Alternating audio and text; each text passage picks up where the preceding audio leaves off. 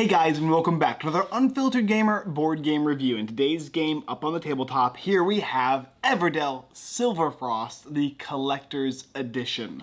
This is another game in the Everdell series. It is a standalone product, though, that is not connected to the other Everdell games I have covered, or the main base Everdell. This is not an expansion. This is its own personalized game. Silverfrost is basically Everdell with unique stylization and mechanics, as well as different style of art as well. This is a 1 to 4 player game. It's a worker placement game. It takes about 30 to 45 minutes to play the game, maybe a little longer for your first game, and it is for ages 10 and up. And in the game, you're playing as a resident of Silverfrost. That is this new mountainous terrain area that is part of Everdell in the Everdell world. You'll be playing as either like a squirrel or a penguin or a snow rabbit or a bird. I want to say like an eagle. I'm not really sure. And you're going to be basically playing very similar to Everdell. Now, I'm going to cover the basics of how to play and how to set the game up and all that, but I'm not going to cover everything with how to play because this has a lot of Everdell in it. So whenever it gets to a point, I'll just have you guys reference the original game, or if you've already know how to play the original game, I'll mainly be covering the new portions of how this game is played. And I'll have a reference for the basic Everdell, so you know that you can look at my other previous video to watch to see. So I'm not repeating myself over and over again for you guys, but also enough to have you understand the game as well. Okay, let's go ahead and get into the setup for the game, then how to play, and of course, my review. Okay, so Silverfrost needs to be set up first by creating this mountain here. You'll also be creating these little beacons as well, and you'll have to kind of mainly put these together, and the rulebook inside explains how to do so. And once you've done that, then you can prepare for setup. I want to explain how to set these things up as far as the manual. That's something you can look up in the rulebook. But you're going to take the mountain and place it within reach of all players. Then, for each player that's going to play the game, you'll take these beacons and place them so that they slide onto a slot on the mountain. It tells you how many for each player, but basically it's 2 for 2 players, 3 for 3, 4 for 4. You'll take all of these snow tiles and you'll place them in the top portion of the mountain here, so they all fit up here in this little cubby. And then you're also going to take the large animal cards. You'll shuffle the large animal cards from this little deck here and place one in each of the different locations in the middle of the mountain here. Once you've done that, then you're going to set up the main game board. You'll shuffle the main set of cards, then you'll deal out 8, just like in the original Everdell. The unique aspect to this game, however, is that whenever you get a duplicate, you'll just stack that card on top of the card that was previously placed that is the same name. So if, for instance, I had a Stormwatch card come down, I drew another one, I just placed it on top of Stormwatch. Then go ahead and take this little statue token, and you're going to choose one of the sides, whether it be 12 for the most and 0 each, or 5 for the most and 1 each. I'd simply recommend starting with the 5 and 1 for the first time you play the game. Take these snow cards, shuffle them, and place them next to it. Then take this fiery, I guess, what do they call it exactly? Like Fires of Winter.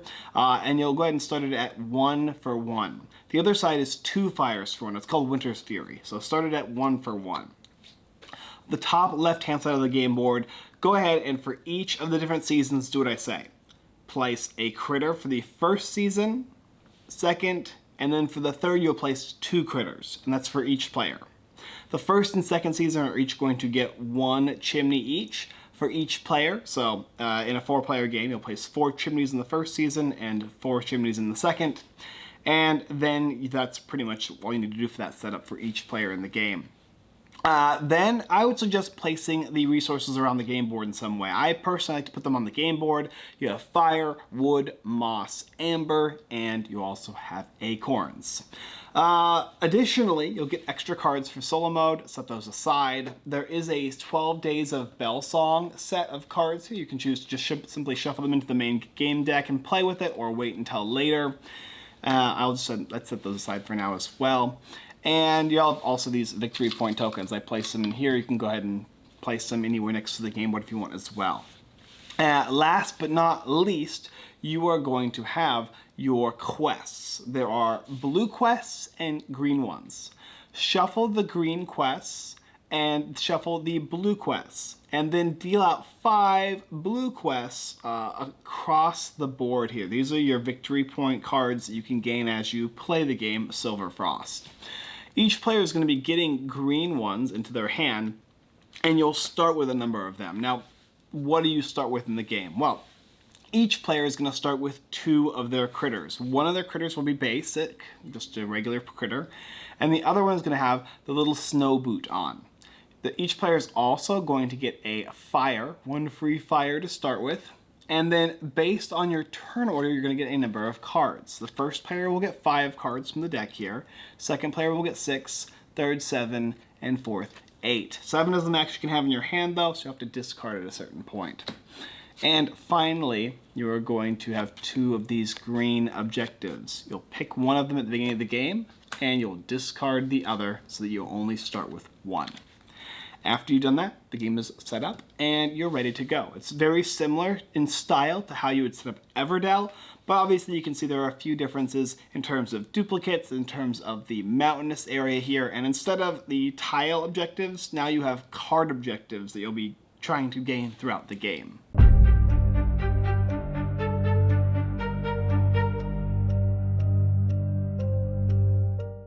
Alright, so let's go ahead and cover how to play the game Silverfrost. This gameplay is very similar to Everdell in that there are 3 things that you can do. The first thing you can do on your turn is you can take one of your workers and place them on one of the spaces on the main game board, or the new aspect is placing them on this signal beacon here. Take a worker, place it on one of the paw prints, and then do the effect or gain the benefit. You can gain wood, moss, amber, or you can gain acorns. There's a hot spring so that you draw cards and gain fire. The forge lets you discard cards from your hand to gain up to 3 resources of different types, one for each card that you discard, and then the guild allows you to fulfill either your blue or green objective cards and draw more green objective cards and add to your hand.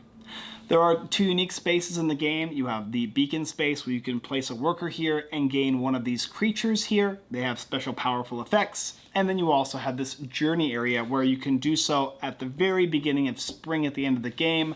You can place workers here to gain victory points as a last kind of thing that you can do. If you have nothing else to do, you can discard cards and fire to gain victory points. There are spaces on this game board with a fire symbol and a down arrow. That means that whenever you place a worker on one of these spaces here, you have to spend a fire in order to do so. If it's a space with multiple paw prints, you can have as many workers there as you'd like, and if there's one singular paw print, you can only place 1 worker there. Additionally, there are spaces that will say 3 players and 4 players. That means that in that number player of game, you can have these spaces be open. So in this case, the guild will have all 4 spaces open if there are 4 players, but only 3 if there are 3 players. And the other thing with placing down your workers is you have this new worker here. He's got a little paw, little boots, I guess, little journeyman boots. And whenever you place this worker down on a space that has no fire requirement, you can gain a fire. So if I place this guy here on the hot springs, instead of gaining 2 fire and 2 cards, I get 3 fire and 2 cards. And the same is said for any other space that is a basic space. If I'm placing it on a space that requires you to play a fire, like this guild space to the left here, or if I want to place it on like a signal beacon here, it's going to negate the cost of a fire. So she can basically be played here for free without spending a fire. If I don't want to use her to gain or to spend a fire, what I can do instead is if a worker from another player is on a space that I need to go to, like for instance, I don't know, they have 2 moss here and I need to go there, I can place my snowshoe squirrel on that space and I can get the moss. Basically, as long as the space is covered, you can't go to a space unless you use this specific worker. But you won't get the fire either. So it's one of the 2 different abilities. And that is pretty much it for placing down your workers. With this specific space up here, when you place your worker down, it does cost a fire. And typically speaking, there's going to be some other cost or activated effect that you'll have to do for these different critters here.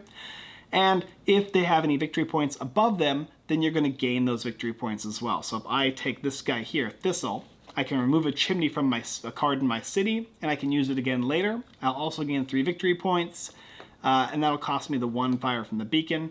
Then I'll move the rest of these cards over 1 space to the right, and I'll place 1 new critter out on the left-hand space. And we'll discard this little thistle here. And that's it for placing your workers down. Now you start with 2 workers, but you'll gain more as the game goes on. The next thing you can do is play cards. Now, just like the original Everdell, it plays just the same. Basically, the cards are going to have a cost in the middle left-hand side. This one here is a Stormwatch card. It costs 2 acorns. When you spend the resources, you can play your card. And when you play the card, you'll activate the effect. Some cards have effects, other cards have spaces you or your opponents can utilize. Some cards have ongoing effects. Some cards have bonuses that you can gain at the end of the game. They're all a variety of different unique effects, and we'll show you some B-roll at some point here and in the review. But they function just like Everdell does. Basically, it's a tableau management game where you're adding cards to your field. They combo with each other, they give you special unique effects to them, and they work in tandem with each other as well. And the last thing that you can do is, after you've played all your workers out, gain all the resources you can, and use all those resources to play cards out, you can return. When you return all your workers on the game board, as well as the next season you will complete. So in this case here, I'm playing as a squirrel character. I've played out my squirrels and gained my resources, and I've played out my cards. Now I'm going to go back. So I'll take my squirrels back, and then I'm going to go ahead and follow the left-hand side here with my worker on it. So this one here is Autumn, and it says that I get 1 fire for every card in my city. Well, if I have a card in my city, that means I get 1 fire. Then I'll get my squirrel. Additionally, I'll get my first chimney. And then I'm going to activate all my green cards on my field. If I have any of these little green spring type cards, I can activate them and do what they say. So they can trigger a second time and even a third time at the end of the game. Then I'll do the unique new aspect to the game, which is the adding of snow. First, I will draw 2 or 1 card based on the number of players playing the game. In this case, we're playing a 4-player game, so I will draw 1 of these cards. And I will place snow from up here, and I'll put it onto the 3 wood space. And that space is now blocked until the snow has been removed. Then I will add up to 3 snow to the cards on my city. Now I only have 1 card, so only 1 snow gets added.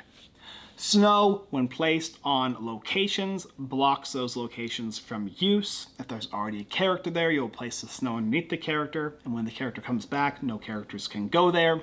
If it's placed on a card, that card can no longer be used. It doesn't count as a card, and its effects are negated.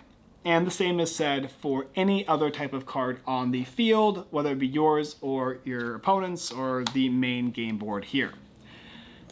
And in order to remove snow, you have to spend fire. Now, at the beginning of the game, up until winter, in which case it'll cost you 2 fire, you're spending a single fire on your turn to remove any snow that you want. If you have to go to a space, want to draw a card, you can spend additional fire to get rid of that snow as well. But just to remove a snow from your city, it's once a turn, and it's for the cost. When winter hits, that's the 2nd round, or 3rd round of the game, I should say, you'll flip over this little Winter's Fury icon, and now it's 2 fire for every snow you want to get rid of. Snow is important to get rid of because you need those spaces in the game to score you points and to trigger off combos, but in addition to not only that, when you get rid of snow, you'll get victory points at the end of the game if you have the most. And of course, possibly even for each one that you do get rid of. And those are the 3 things that you do. Choose a worker, play it on a space, do its effects, or play a card out, spend the resources that you have, and then add it to your tableau of up to 15 cards you can have on your field. And finally, returning all your stuff and gaining any benefit from the next season up until you go through all 3 of these additional seasons here, in which case you'll score points. Now you're going to score points for every card that is not covered in snow. There's a victory point condition on the right-hand side that will score you points. Sometimes there's going to be unique effects in your cards that are purple that will score you additional points, like this one here, the Artist, will give you 3 points for every color of card that you have more in your city than the player to your left. So if I have 4 blue cards and you only have 2 and you're to my left, I will get that the additional points. And you'll go through each color with that card. And there's many different purple cards you can score bonus points for.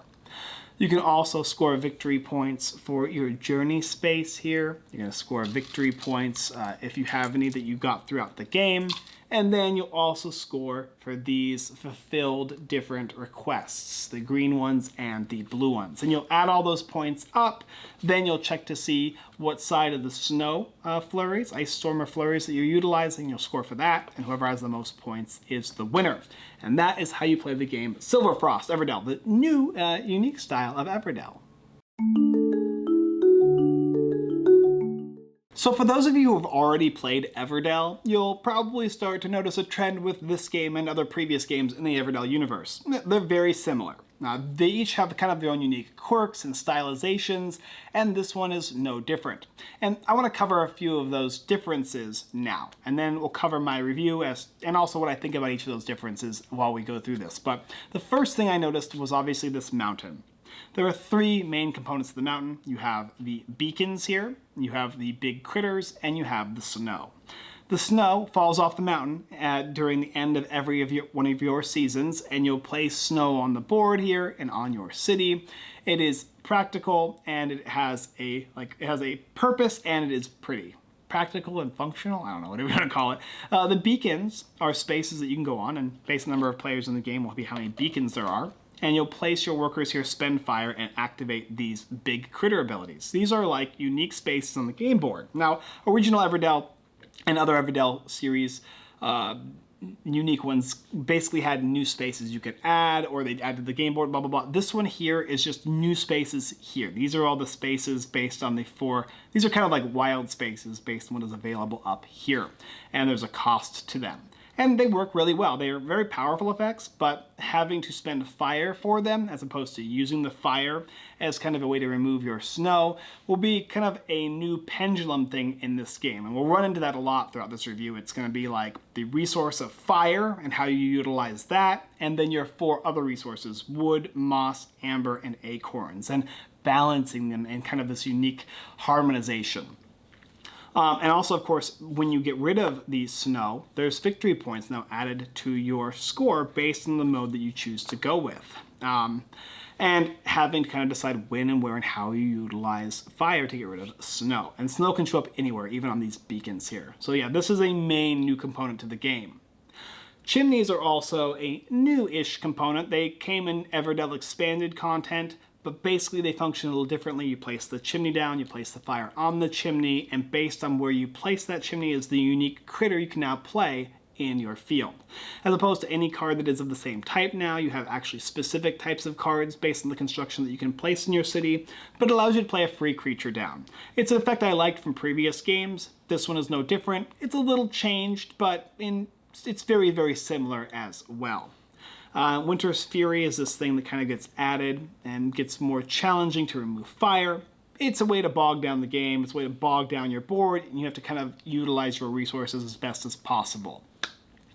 Then you have your objectives. These are also different, but something from the extended universe as well, or expansions. Now, instead of having these little constructions that you will gain when you complete them, and there's like 6 options here, instead, there's a variety of them, and you'll take 5 out, and these are your big boy objectives. You have the green ones. You start with one to begin with, but there are additional green ones. And you can score them as long as you're able to, and you meet the conditions. And you have to go to the guild in order to fulfill these guys. They work well as well. I think this is another way in which you can add additional content to the game when it comes to unique ways to complete or score for victory conditions so that your board is ever changing. And instead of just having 5 or 6 basic objectives every single time. So a lot of the things are just kind of like things that worked really well in the base game, things they found out worked better in the expanded games, and then the added aspect is the snowshoes and the mountain itself with all of its components. Snowshoes is also a really cool aspect of the game. I like being able to choose to go on a space that's already occupied, to go on a space and just gain a fire, or to go on a space that has the cost of a fire and just ignore that cost. It's a really cool aspect to the game.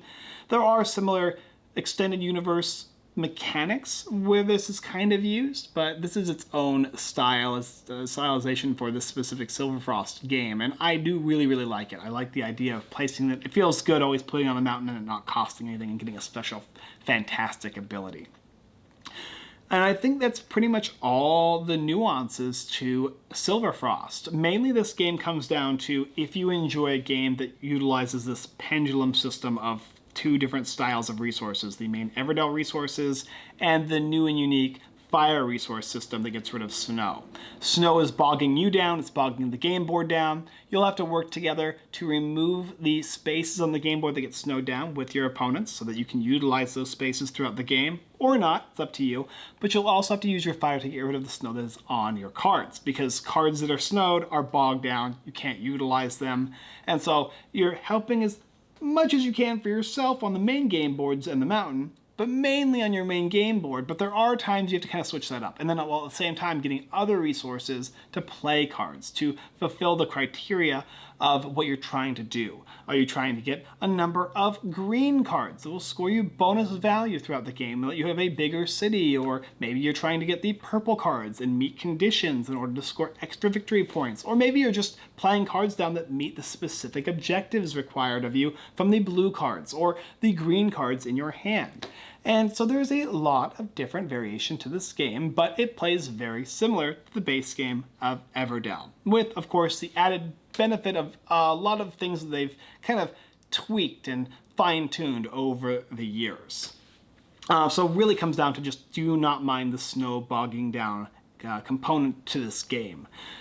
It's not my favorite personally, the idea of the snow coming down and blocking everything. It does bog things down, which is its purpose, so I didn't fault it for what it does, but it's not my favorite mechanic. Having to utilize my fire to do things I don't want to do as opposed to things I do want to do. I always want to use my resources for things I want to do, not for things that I have to do. So when I get this really big card and I play it out, and then it gets snowed on and I remove the snow. Then it gets snowed on again, I remove the snow. It gets snowed on again, I'm just like, God damn it, please, just leave the card alone.